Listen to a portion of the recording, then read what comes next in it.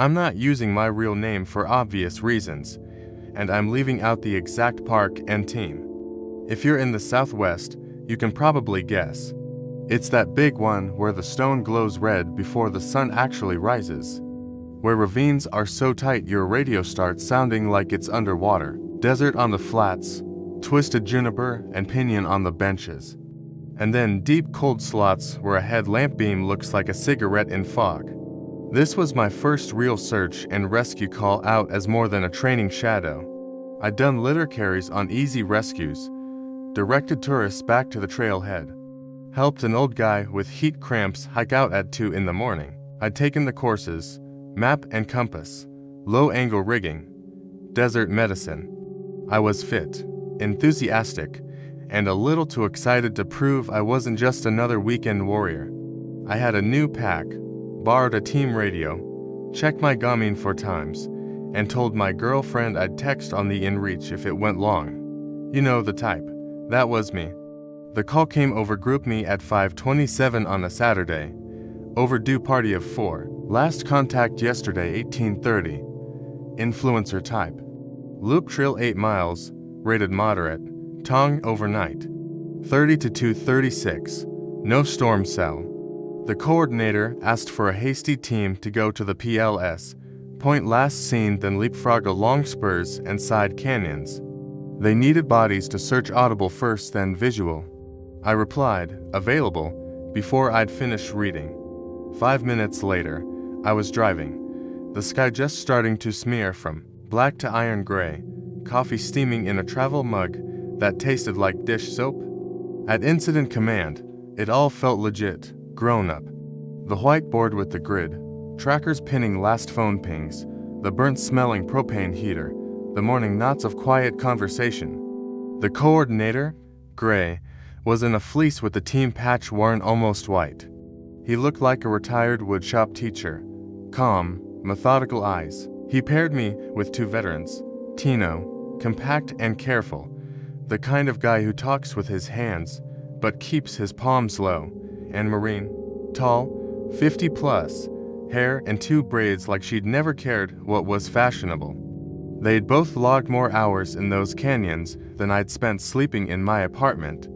First rule, Maureen said as she handed me a strip of reflective tape from my pack strap. It was already getting light enough we didn't need headlamps, but she stuck the tape on anyway. Never whistle after dark. Okay, I said, half laughing. I don't really whistle. Don't say their names out loud, Tino added. He held my gaze long enough for the joke to die in my throat. You got the map. Good, stow you're in reach in the top brain. You'll want it later. And hey, he tapped the carabiner on my right shoulder strap. Clip us when we stop, groups of 3. I thought it was a hazing thing. Teams all have folklore. Little rituals they use to shape the rookies. On the way out of the parking pool out, Maureen touched a fingertip to the bumper of the UTV and then to her lips. Tino stepped over the cattle guard with his left foot first. I wanted to ask, but I also wanted to act like I'd seen this in the briefing packet. The influencers were a group of 4 in their early 20s who ran a channel that made the park rangers roll their eyes. Drone shots, chirpy epic edits, hiking boots with the tag still on. The last live post logged by a volunteer at the 40 the previous afternoon showed them at the overlook with the caption crushing miles in the red maze. Sunset selfie with headlamps around their necks like jewelry. Nobody at their Airbnb saw them again. You can judge all you want until you read the one following faint sneaker prints where good boots should be. We moved in a fast, hasty line, Maureen on point, me in the middle to learn her pace. Tino trailing with the radio in the little notebook he kept in his chest pocket. The trail was clean, a ribbon of red-brown wines, smooth sand broken by flat plates of rock. Ravens hopped ahead of us like it was their job to lead. By hour 2, the day warmed to the winter version of pleasant, that 38 to 50 swing where you keep unzipping and rezipping layers. I kept thinking, I'm doing it. I'm out here. I'm useful. The first odd thing was nothing dramatic. It was how we talked. We said subjects, not victims or kids. We never said their names because we didn't have them yet. Just a channel handle and for smiling faces on the radio. We used call signs and timestamps. Never, "Hey, I think I found always hasty 2 at grid Foxtrot 9. Reference GZ 923. Ria section to feature. Standby for coordinates." It felt like a play where I'd learned my lines, but not the meaning. Side canyon after side canyon, we broke off the loop to comb benches and ledges. We found the usual trash tourists leave behind when they're not thinking. Foil from an energy bar, a gel shot, a graywolf fiber that could have been anything. We found one footprint so fresh it still slumped at the edges crisp in the cool shade. We stepped back and marked it, photographed, measured stride to match against the others later. Senior work is less heroics, more homework. At midday, we reached the influencer's campsite. Let me say what I mean by campsite. There was no tent, no fire ring, nothing formal, just a flat space tucked under a slanted slab. A nice shelter if you were 22 and everything felt like an adventure. From a distance, it looked like the ground had been tittied. Up close, that tidiness was wrong. I had been trained to look for the asymmetry of people. Crisscrossing tracks and soft dirt, a place where someone sat and scuffed their heels, places where a backpack had been dropped and the sand mounded, a kitchen shelf with smudge marks. This site had regularity, for sitting places evenly spaced, for depressions where you might lay a pad, edges squared off like the ground itself was a careful person, for little stacks of rocks next to each bed, and each stack had the same number of stones. 7. A dead juniper branch leaned against the slab, not as a brace, but like a ladder placed for show. "That's not theirs," Morin said quietly, more to herself than to me. "No chance.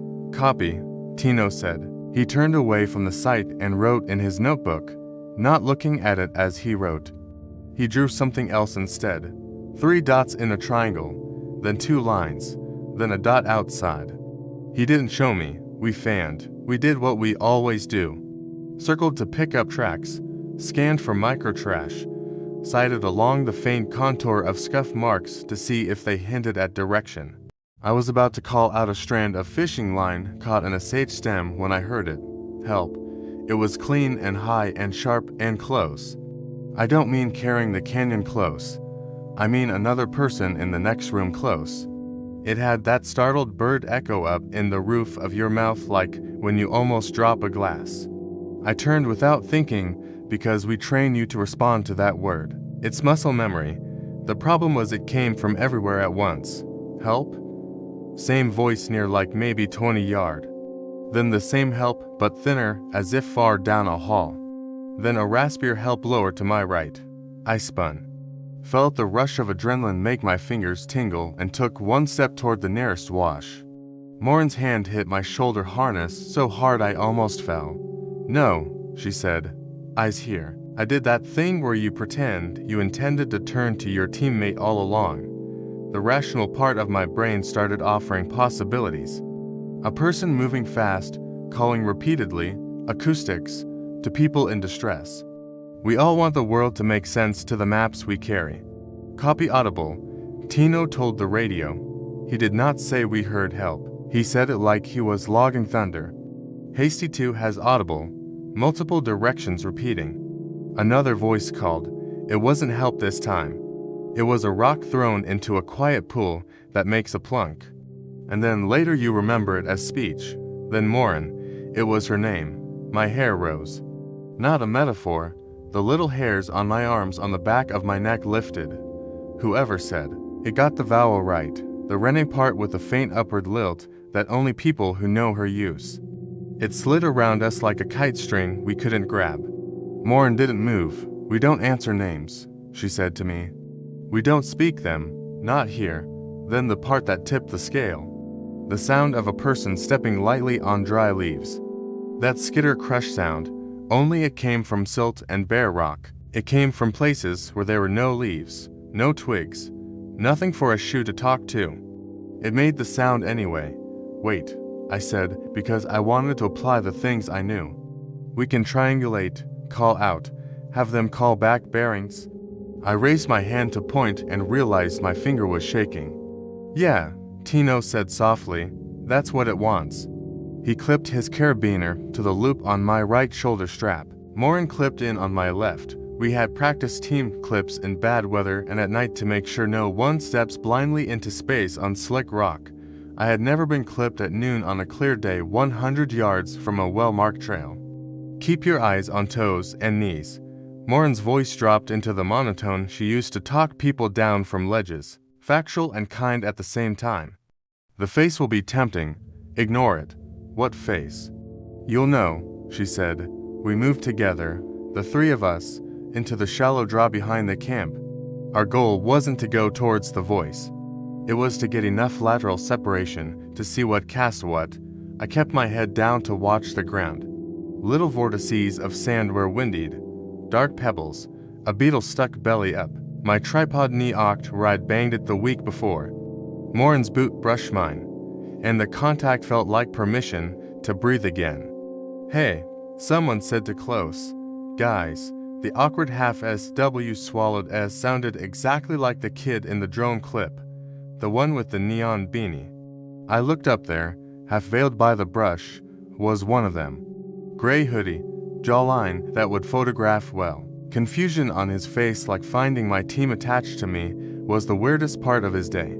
He took a step toward us and caught his shoe on the edge of a rock exactly the way he had in the video where his friends had laughed and he grinned at the camera and said I'm good, and held his hands up only.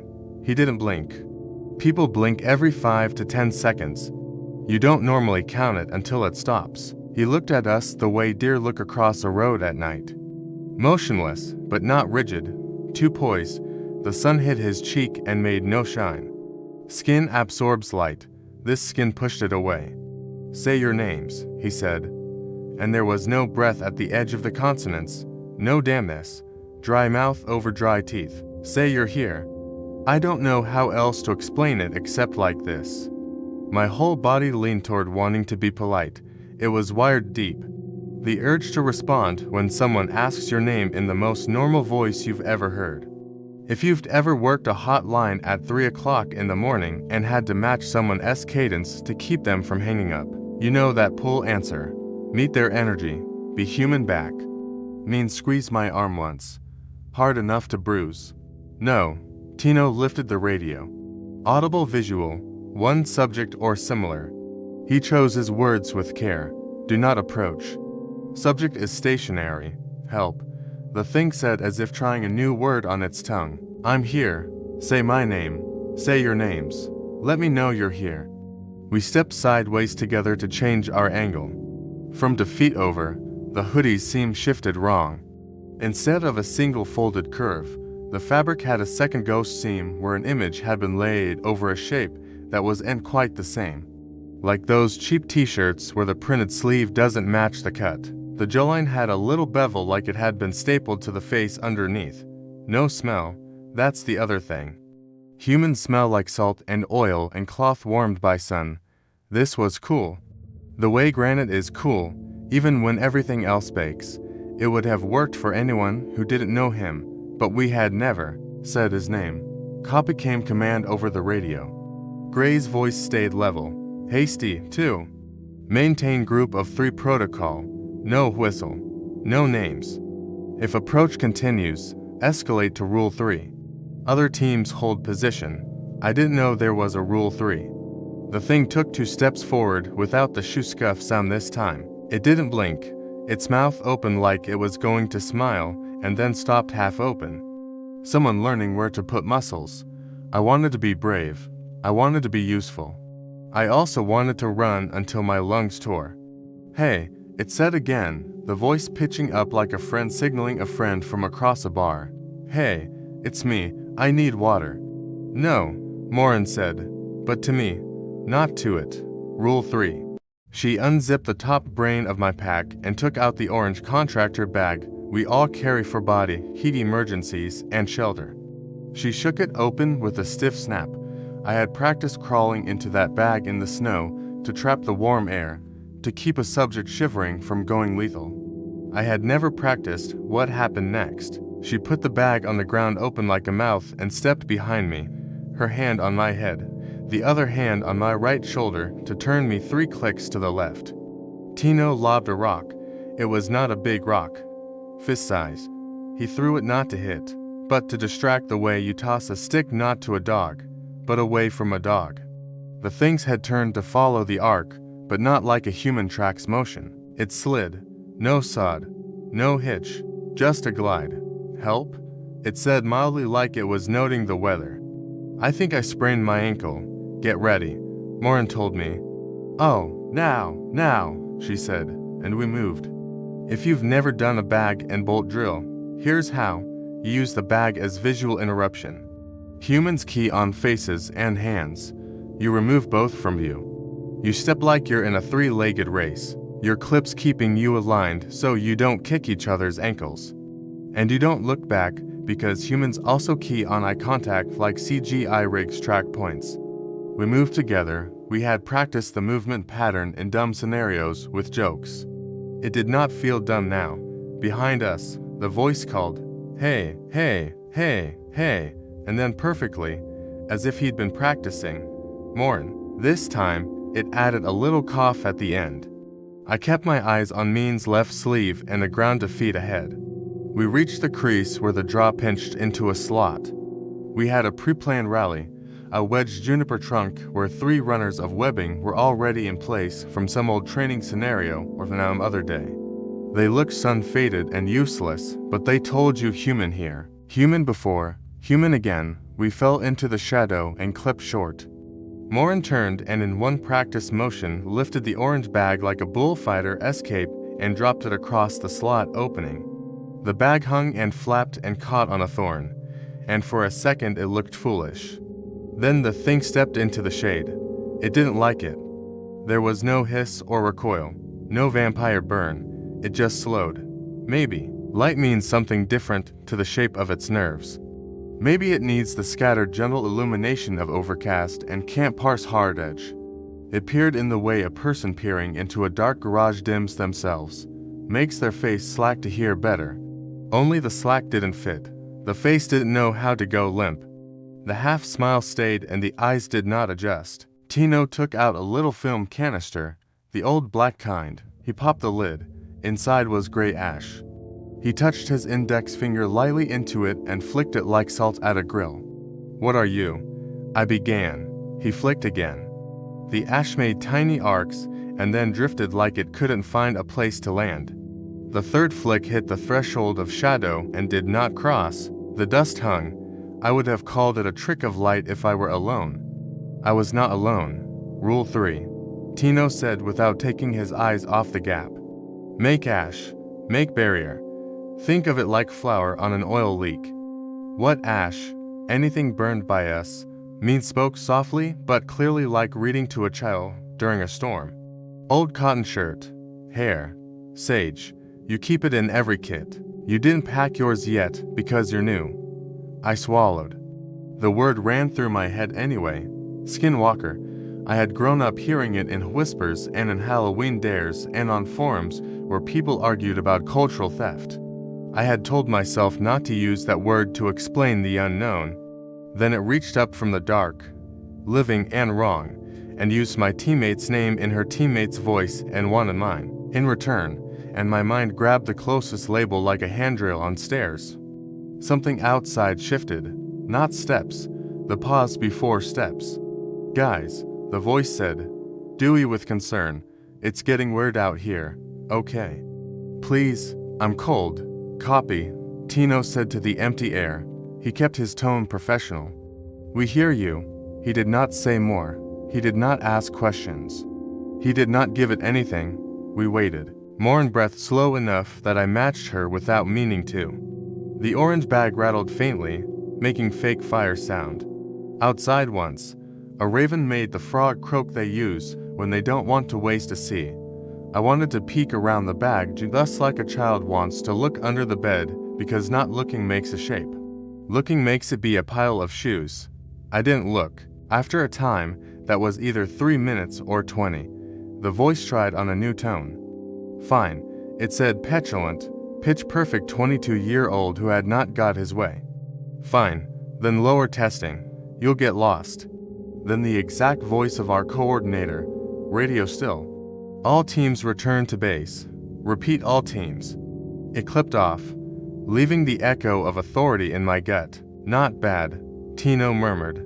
It's been listening. How long? I asked without moving my mouth much. Longer than we have, he said. We waited again. I watched the little fluff of ash that hung in the air like a stain on glass. It began to drift down slow as snow inside a paperweight. When the last mote kissed the ground and did not blow, Morin nodded once. We backed away together, then unhooked, then moved again in that three-legged pattern until the slot widened to a place where sunlight cut a hard knife as the day leaned. We didn't run. That's the other rule nobody prints in the brochures. Do not feed it with theater. You want to run, you will want it like a mouth wants water. Don't move like professionals or move slow like prey. Those are your choices. By late afternoon, we had rejoined the loop trail where the footprints of 100 visitors smudged any hope of clean sign. We did not hear the voice. We did not hear ravens either, which was almost worse. At a trail junction, we stopped to drink water and eat half-smashed bars while a family in bright new fleece came down from the overlook laughing. The dad said, "Hey, are you guys search and rescue?" And I wanted to grab their wrists and make bracelets of ash. We walked them out politely. At incident command, the board had been updated. Other teams had searched to spurs. A K9 had worked the dry wash by the highway. A drone had flown where it could. No subject found, no clear direction.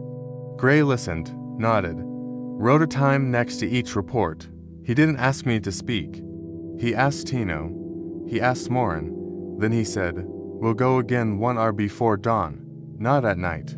I asked, because my legs felt like string, and also because the desert at night in winter can be kind, cold, and loud with stars.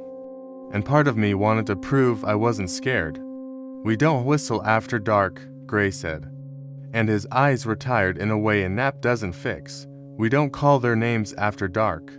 We do not feed the mouth that calls." I did not sleep well that night. Every time I closed my eyes, the face with the wrong slack tried to set like gelatin. At 219, I dreamed a phone buzzed with a text. "It's me." No capital.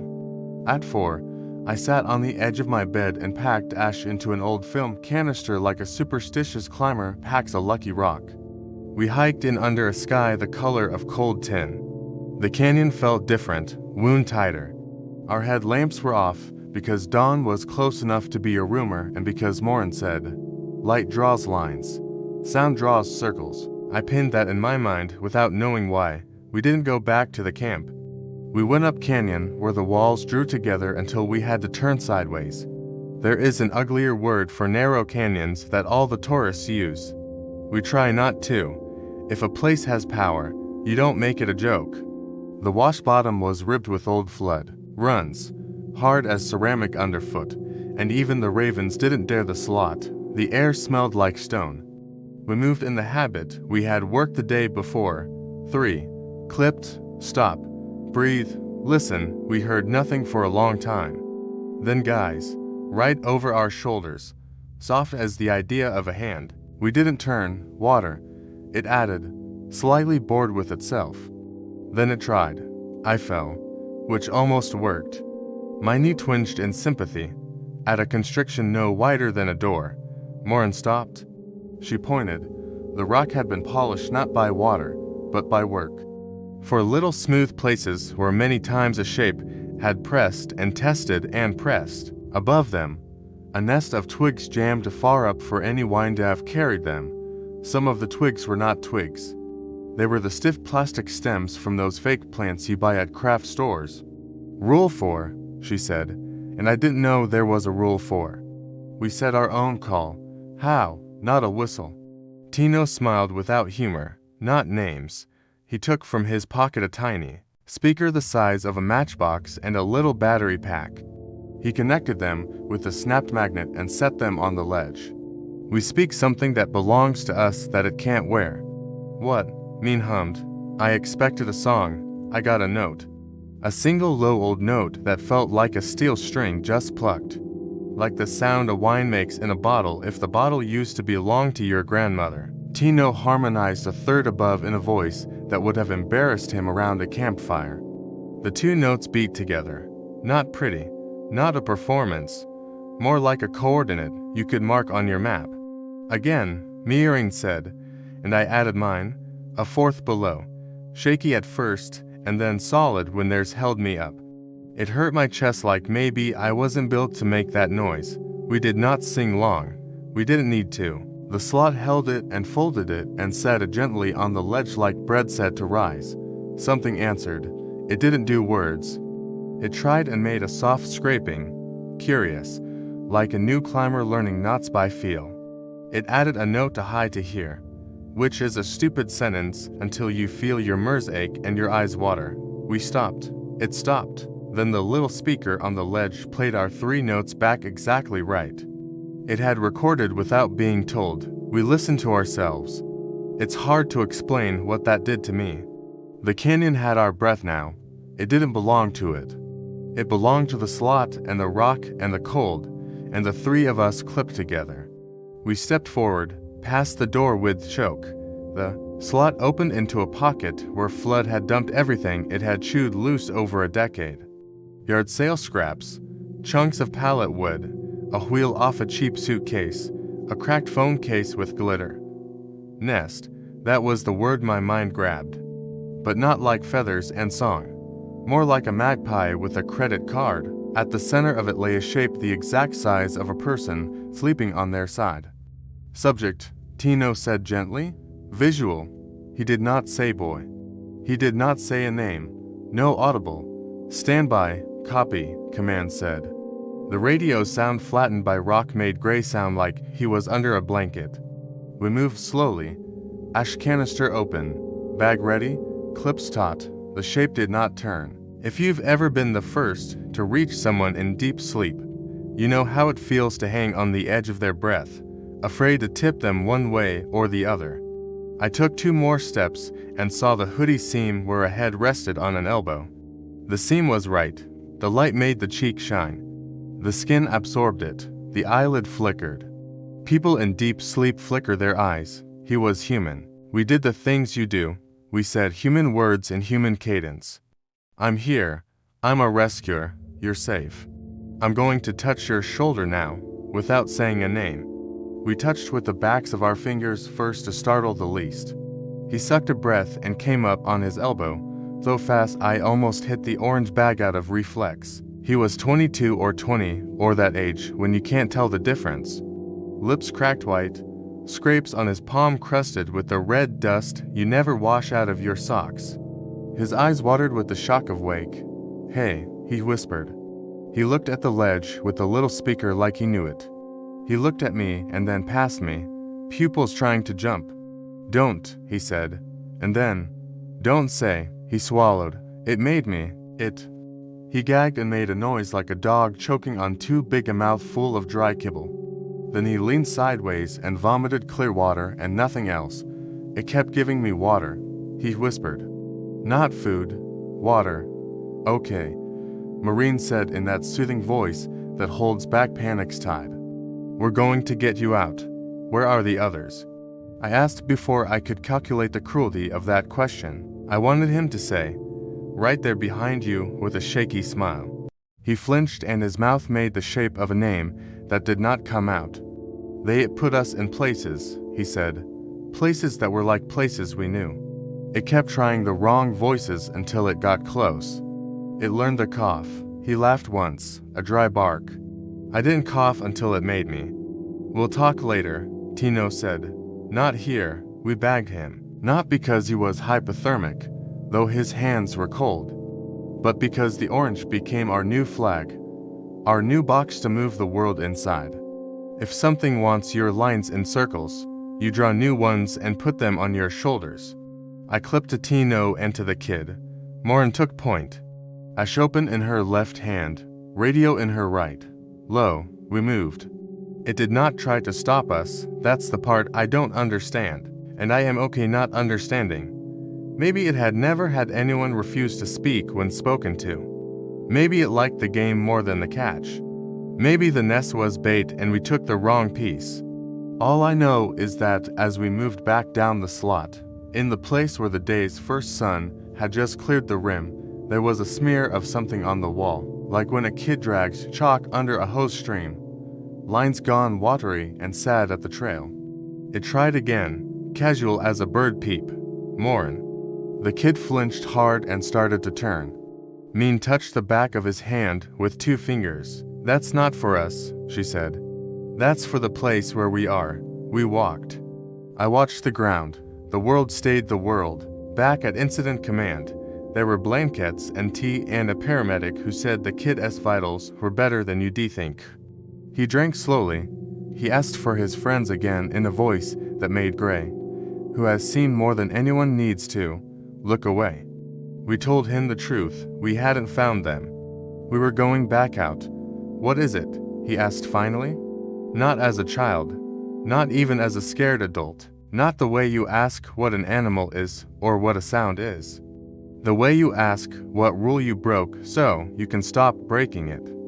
"What is it?" The word I didn't want to use sat on my tongue like a tack. I did not say it. I said something old. He nodded with a fierce, private, miserable understanding. "It doesn't like ash," he said. "It doesn't like dark. It likes words. It likes your name in your mouth." "Yes," Mirin said. He looked at me as if weighing me. A stranger with orange on my shoulders. "Don't say mine," he whispered. "Please." I didn't. We found one more of them before nightfall, and the second we found alive was worse for wear. Dehydrated with lips split and a blank stare that made me think of church. Not the kneeling. The afterward when you're not sure what to do with your hands. He had a jagged cut on his calf he couldn't explain except to say it wanted the shape of it. We did not find the other 2 that day or the next. In the days after, we found their phones, their hats, their prints that always stopped at the same kind of place. The edge of shadow, a pinch point, a ledge polished smooth by something trying on feet like shoes. The official report, which you can request but won't like, says, subjects located, to rescued, to presumed deceased, and then it says all the things the park has to say. Stay on trail, carry a map, don't split the group, travel prepared for conditions. It does not say never, whistle after dark, because there is no administrative code for that. It does not say don't speak the names, because imagine that laminated on a kiosk. It does not say we are not just looking. Sometimes we are being looked at, because how do you write that and keep the parking lot full of families on Saturday? Here is what I will say, because I am not on a sign and you don't know my name. If you go with 3 clip, even if it makes you feel silly. Leave a strip of reflective tape on your strap, because someone might need to find you in spindrift or dusting snow or a wash of shade. Carry something you can burn to ash. I know this is the desert. We don't burn. You don't light it there.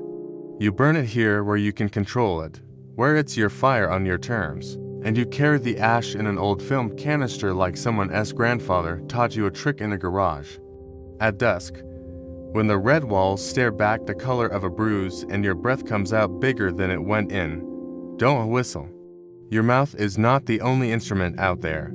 At night, when you hear your friend's voice say your name from the wrong section of dark, do not answer. That mouth can learn and it will practice until it fits like fingers trying on a glove.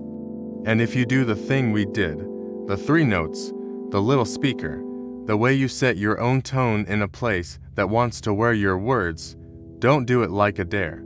Do it like a way home. The rock will hold your breath the way a hand holds a child's hand.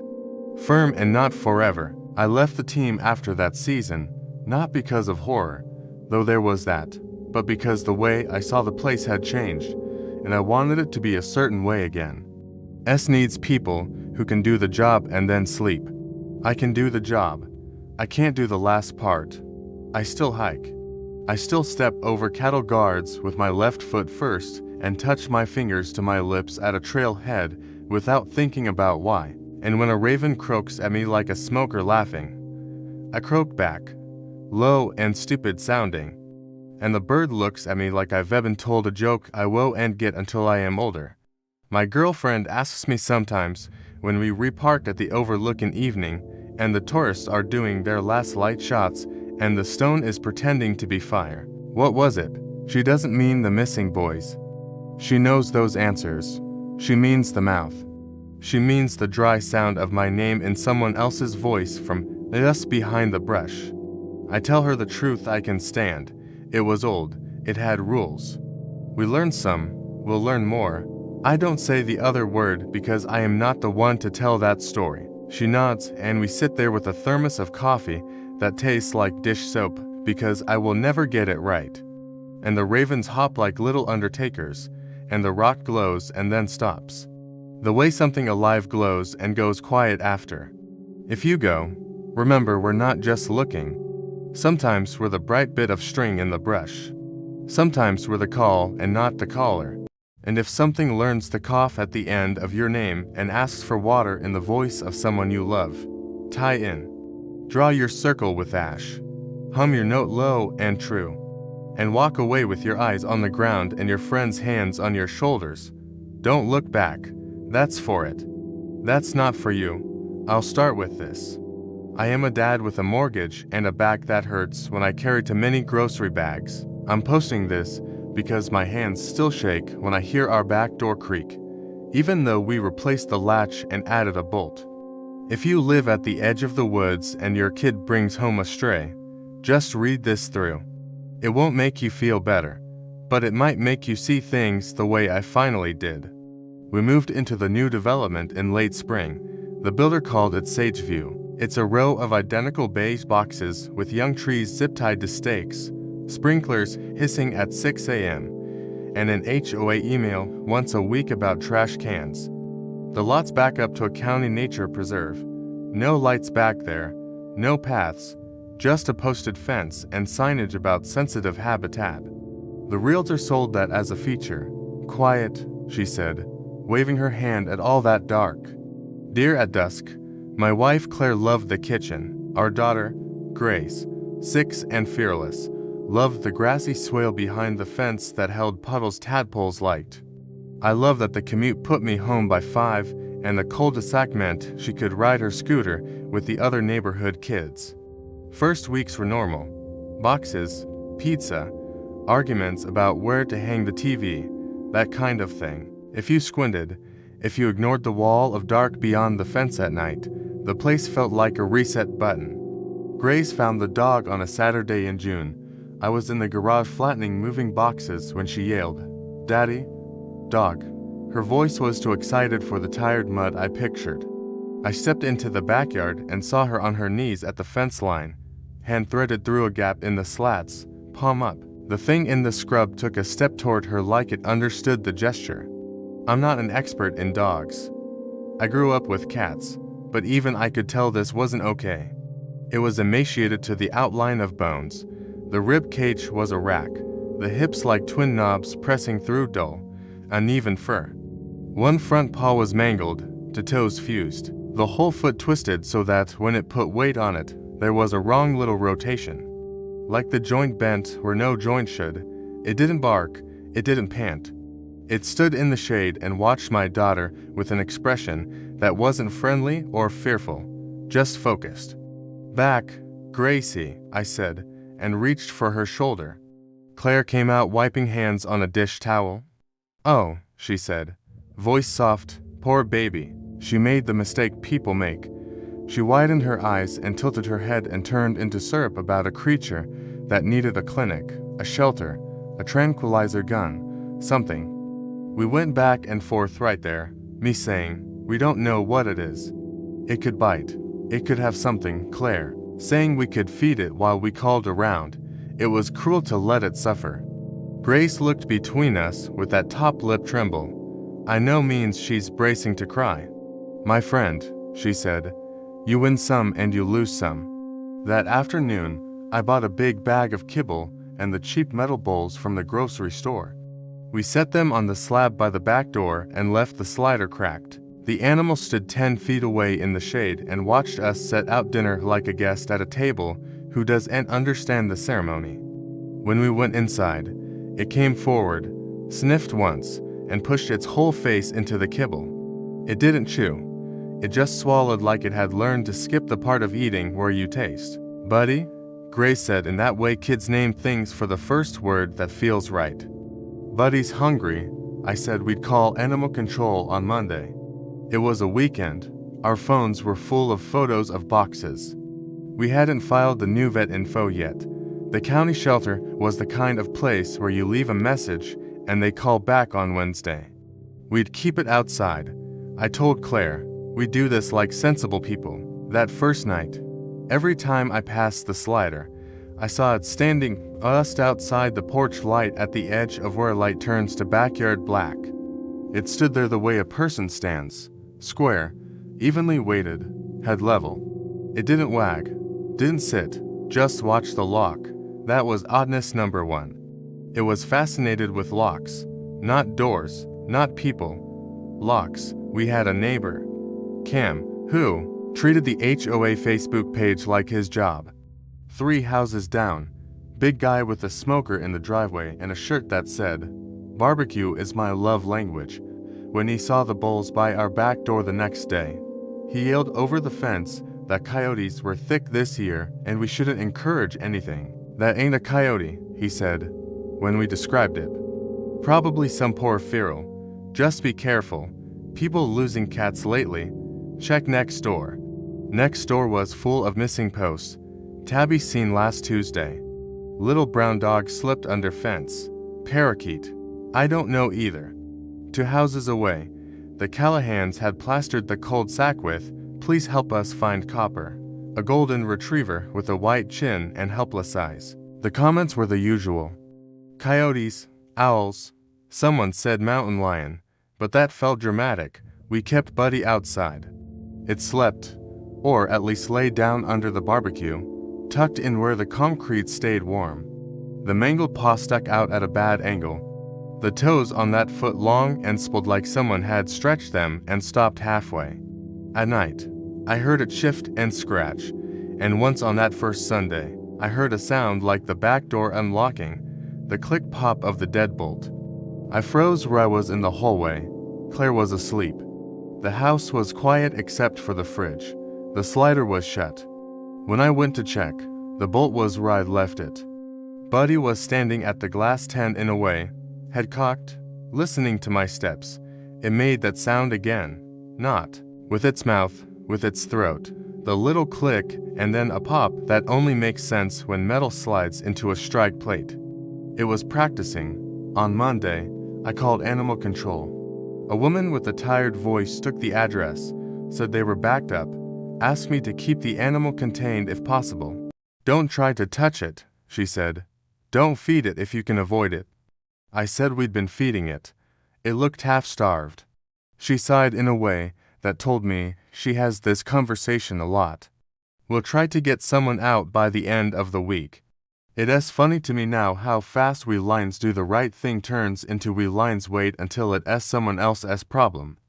By Tuesday night, Buddy wasn't a stray we were helping. It was a routine.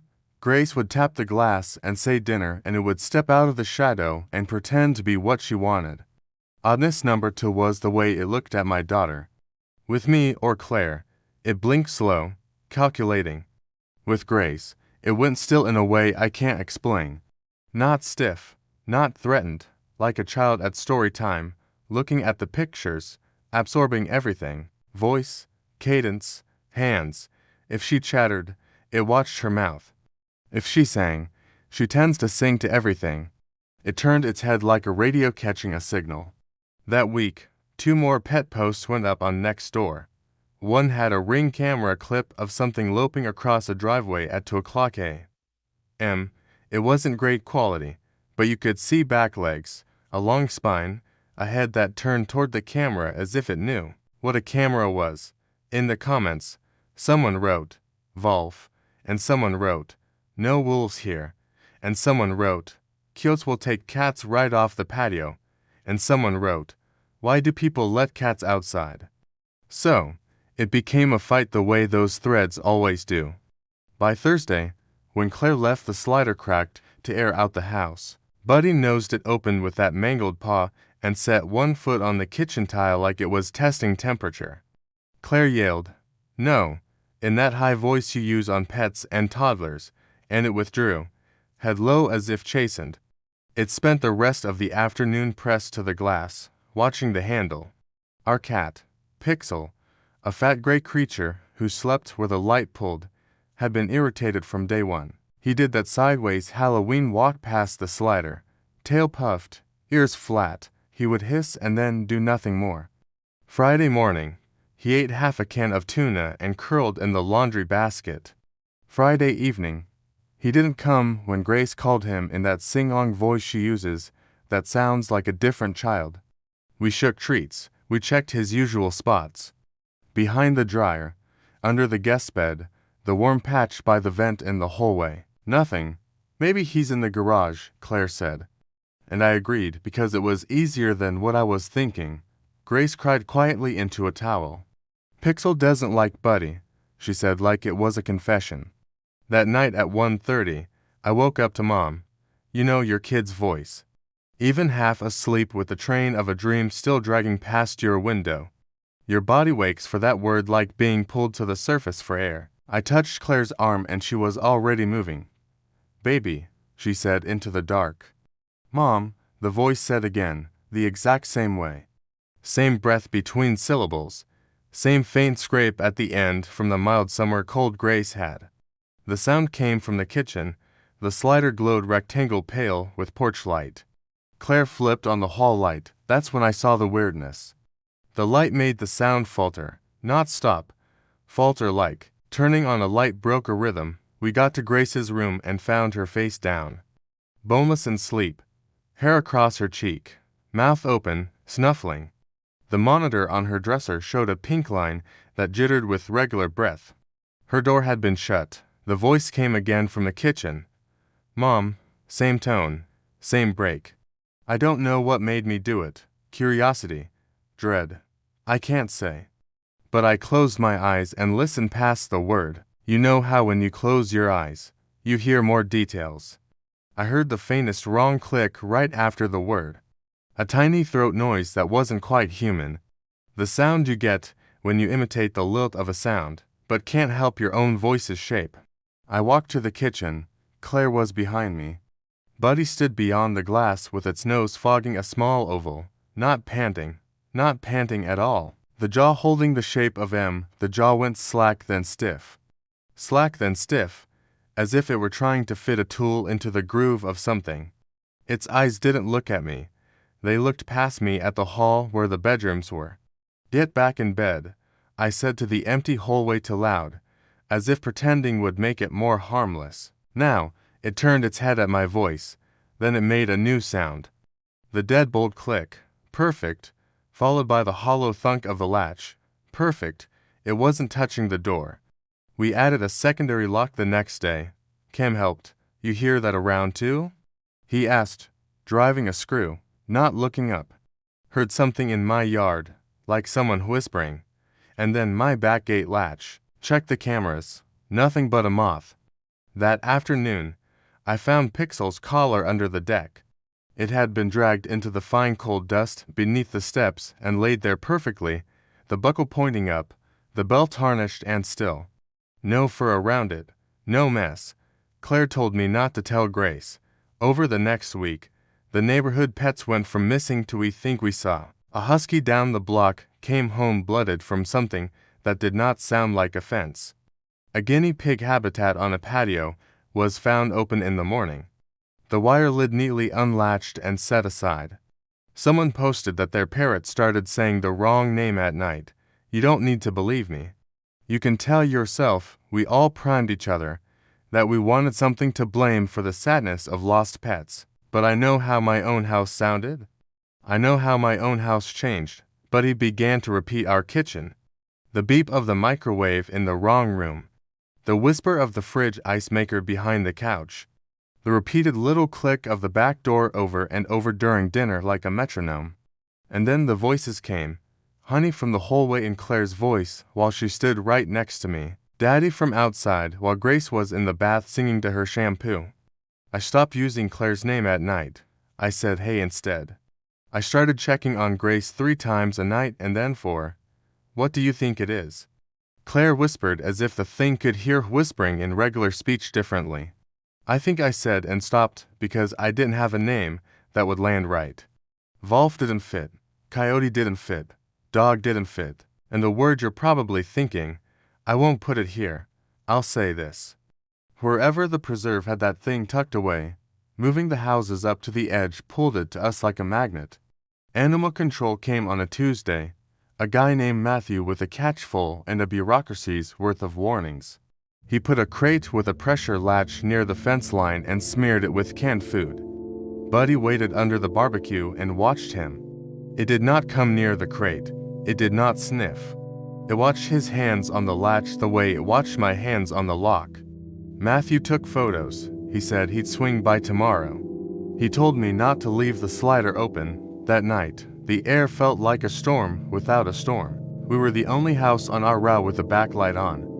From the hallway, the kitchen looked like a lit stage and the yard a black audience. Grace's door was cracked open. I was sitting on the floor in the dark outside her room like some old world guard. Around to 15, I heard it, the sound of the back gate chain sliding through the eyelet, not fast, carefully, like a person who had watched somebody do it once and was excited to try. I went to the window. The gate hung stupidly open. The crate sat where Matthew had set it. The top lay beside it as neatly as a book, the catch position. My blood ran weird when I saw it was the same as before. Something with patience had put it back the way it found it. The canned food was gone. The crate's floor was clean. No hair, no footprints on the dry dirt around it. The next morning, I told Claire we were done. We would stop feeding. We would keep the doors locked. We would call Matthew and the county and whoever else until they removed the thing. Claire nodded pale. She had stopped sleeping, too. Grace, of course, cried. But he will be hungry, she said, as if hunger was a weather we were responsible for. She stood by the slider that afternoon and tapped the glass the way she did when she met it. Dinner. Buddy appeared the way it always did. Slow, smooth, like it had always been there, and merely decided to move. It stood close to the glass, closer than a normal animal would. There was a new thing around its neck, something red, ragged with a snap that glinted. Collar, Grace said, delighted. Buddy has a collar. She turned to grab her crayons like she needed to record the good news. Don't look, I told Claire. She looked anyway. We both knew that snap. The red ribbon, copper, printed on the cheap bent metal. The address scuffed. It had looped the retriever's tag around itself, like a kid trying on a parent's watch, like rehearsal. I called 911 and then felt stupid for calling 911 on an animal. While the dispatcher asked if anyone was in immediate danger, Buddy lifted the mangled paw and set it delicately against the glass right where Grace's palm had been just minutes earlier. The long toes spooled and flexed. The print on the glass looked like a hand. Let me skip a day, because writing it makes me sweat the way I did then. We didn't sleep. Animal control came again. The guy looked tired. He said there had been calls all up and down our street. He moved the crate back behind a bush as if a bush would fool something that understood door latches. He showed me a video on his phone from a property a mile up the preserve border. Something tall crossing behind a trash can. The flash of the eyes shine, the wrong long arm. We think mange, he said, because it was the word his job offered him. That evening, I went into the garage to look for the feeder crickets Grace had once begged for, and we'd briefly adopted for a science thing. You know how in a new house you still have boxes weirdly labeled by whoever helped you move. I was hunting in a box marked decor and found instead a Ziploc bag full of hair. Not a handful, not the tumbleweeds we scoop off the bathroom floor. A bag someone had filled as if saving it, soft gray pixels gray. Tucked beside it, a row of tags and bells and beads laid in a line the way Grace lined up her plastic ponies. Copper, some with phone numbers worn down by rubbing. One with a little fish shape. One that said princess. And for whatever reason, that one made me put the whole box down and walk away. I didn't tell anyone about that box. I tied it off and put it in the trash and took the trash out immediately. I didn't want the smell in the house, and to be clear, it didn't smell like rot. It smelled like laundry that never made it from the hamper to the machine. Warm, human, close. You can roll your eyes now and say I was primed, that I saw what I feared. But the thing about fear is once your brain associates a sound with danger, you hear it everywhere. The back door click became like a smoke alarm beep. Even when you try to ignore it, your body registers it. On Friday, the neighborhood group chat that I had muted by default lit up. Anyone else hearing a kid outside at my fence? Sounds like my son, but he's sleeping. Not funny if this is a prank. Someone posted a clip from their Ring camera of the side yard. You couldn't see much, but you could hear a small, perfect dad in a girl's voice. The comments were instant and ugly. Then an hour later, someone else posted, "We're missing our cat. Please check your sheds." I made a decision I should have made the first night. I drove to the hardware store and bought a heavy slide bolt, the kind that sits halfway up the door out of the reach of kids and animals. I bought a second bolt for the inside garage door, and one of those rubber wedges you kick under a door in a hotel. I bought a baby monitor, even though we already had one. I bought a cheap camera that texts you when it sees motion. I felt like a fool, a nervous homeowner, but I installed them all. Metal into wood, little shiver of the door in the frame. Grace went to bed at 7:30 because school was out and her body clock shifts earlier in summer. We read to books. She asked why Buddy wasn't coming in. I said Buddy needed to stay where he was used to staying. She fell asleep with her mouth open, that tired kid sleep that isn't pretty. I tucked the blanket up under her chin for no reason other than it made me feel like a person who could control something. At 1:40 a.m., the camera notified me. Motion detected. Kitchen. The photo was grainy and caught at a bad angle, but it showed the slider, the porch light glow, and the outline of something standing very, very close to the glass. Not pressed, not fogging, just standing. The audio clicked on half a second later. There was the sound of the dead bolt, not the actual bolt. Mine was slid, but the sound of it, the tiny echoless click my brain now mapped to the same place. And then my daughter's voice from outside our house. "Mom, I'm stuck." Exactly the right whine in the vowel. Exactly the right little breath after. The only thing wrong was timing. The words were too regular. No kid calls for help with metronome cadence. Real fear has breakage in it. This was clean. Claire whispered, "Baby," and stood up because she is a mom and that word moves her like gravity. I grabbed her wrist hard enough to make her gasp and shook my head. I put a finger to my lips. I didn't trust my voice. We stood a full minute in the dark, hearing, "Mom, I'm stuck," every 6 or 7 seconds. I counted. It was 6, then 7, then 6. When I finally spoke, I pitched it low toward Grace's room. "Grace, answer me." Silence. Then the sound of Claire's voice from outside saying, "Answer your father." My wife put her other hand over her mouth. That was the moment she stopped believing me. Animals, Melix, me will handle this. And understood that something past naming had crossed our lawn and learned our house.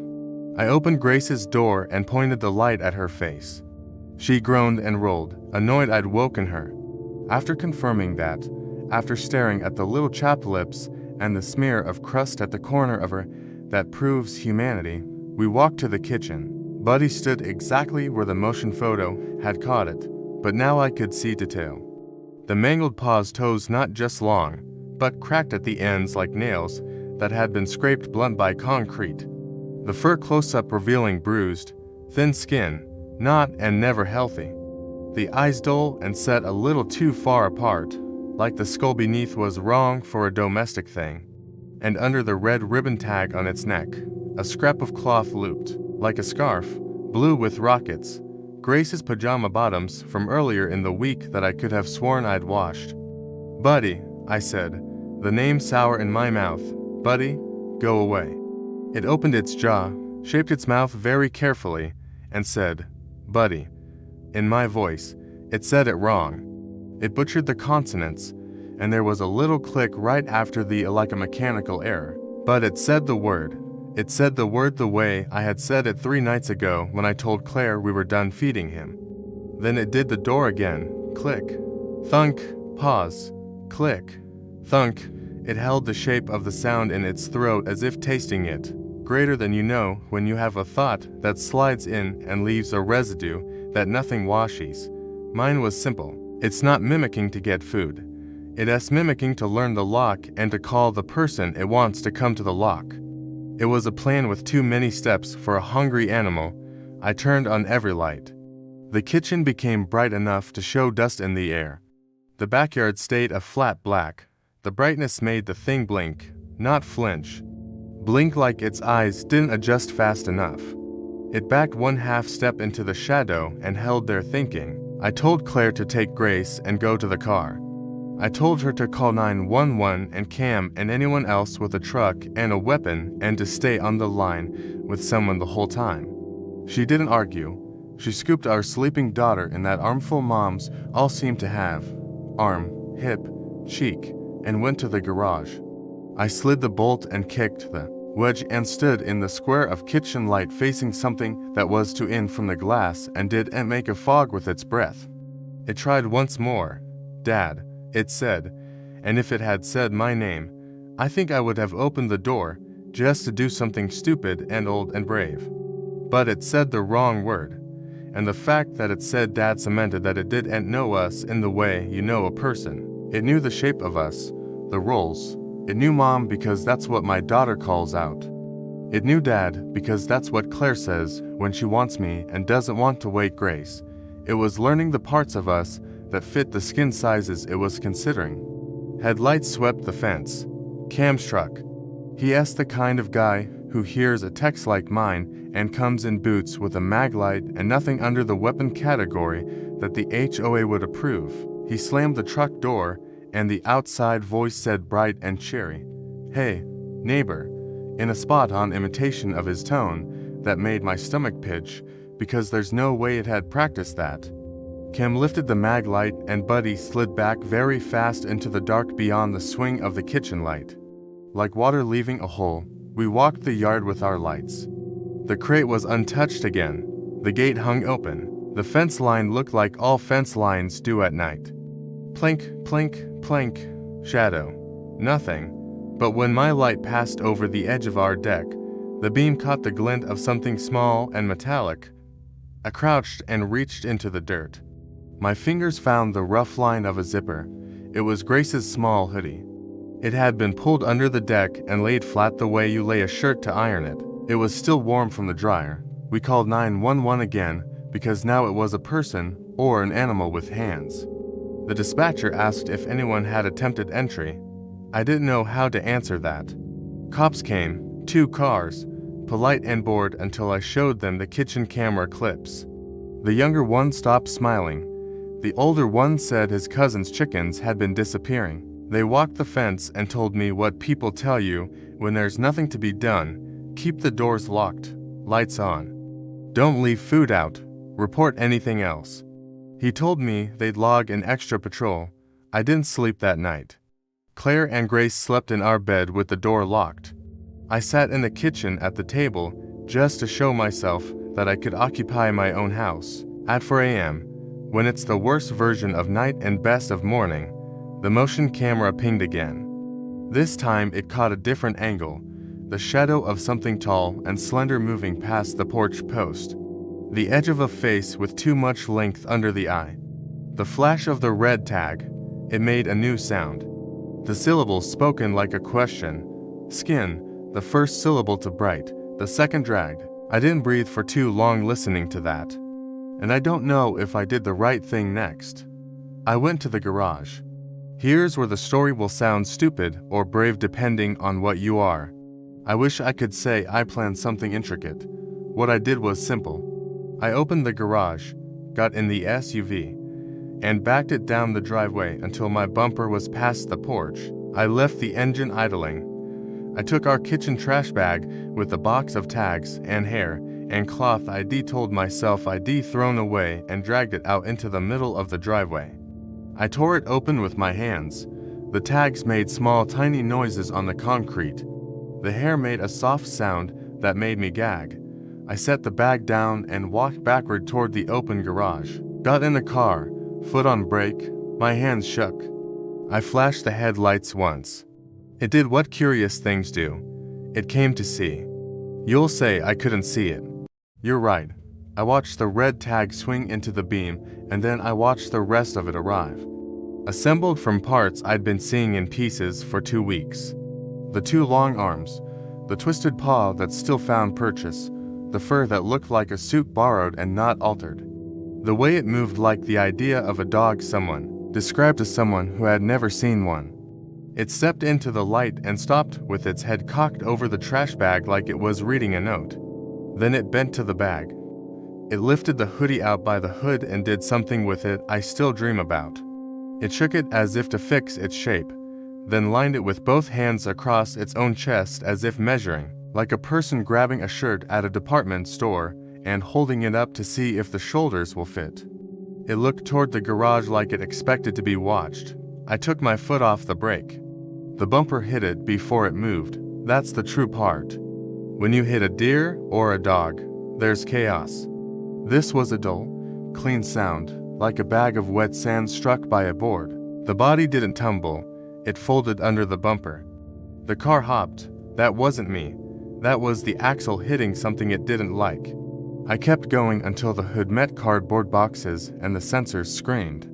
Then I reversed a foot and went forward again, because if I stopped once, I knew I wouldn't do it twice. I didn't look at the camera. I used mirrors and instinct and the simple physics of big machine over small body. I didn't turn off the engine. I didn't get out. I sat there with my foot on the brake, and the engine ticked, and the smell of hot oil filled the space. Claire opened the house door and said my name like prayer. Cam stood in the driveway with the flashlight pointed at the floor, the way you do when you can't look up. Is it? Claire started. I handed her my phone and told her to call Matthew at Animal Control to call the cops. To call anyone whose job it was to name what I'd just run over. I told her not to let Grace out here. The fact that I remember saying that and not the first thing I did when I got out of the car tells me what matters to my brain. When I finally looked, I didn't feel brave. I felt tired. You want me to describe it? I won't. I'll say this. The fur wasn't fur all the way through. It had places where skin had different thicknesses, like it belonged to something else first. The mangled paw broke open in a way that showed more joint than an animal normally shows. The red tag lay flipped to show the back where a phone number had been worn, a libel by rubbing against the false throat that had worn it. The head lay at an angle nobody's head should. The eyes looked like any eyes when there's no more brain behind them. Glassy, surprised. The voice didn't come. No clicks, no borrowed mom. It made a sound that was finally animal air leaving a shape, and then it made no sound. The cops came and turned our driveway into one of those tape-tied scenes people slow down to stare at. They didn't put up tape, but they did the visual equivalent. Lights spinning, bodies and uniforms moving with purpose. Matthew came and stood with his hands on his hips, and all the energy drained out of his face like a balloon. You let go.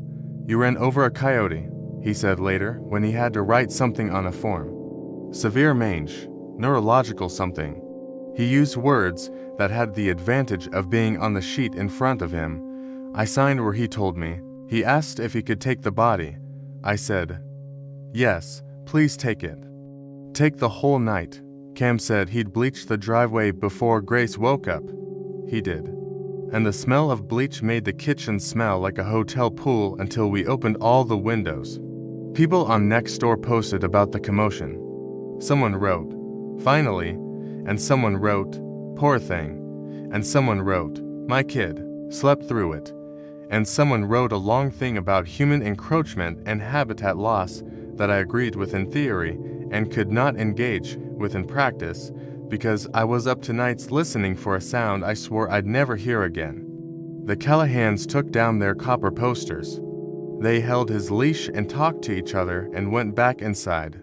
Grace asked where Buddy went. We said Buddy needed to go back to where he came from. She accepted that because she is 6 and accepting is what her brain can do when we give it some scaffolding. She asked for a different story at bedtime. We read, not the one about the dog. We had the HOA fence company extend our slats all the way to the ground. No gaps. We added motion lights. I put a second bolt on the interior garage door. For 2 weeks, I slept on the couch. For 2 months, I learned the house's new noises until they turned back into a hum I could live with. Here is the only satisfying part any of you will get. The sound stopped.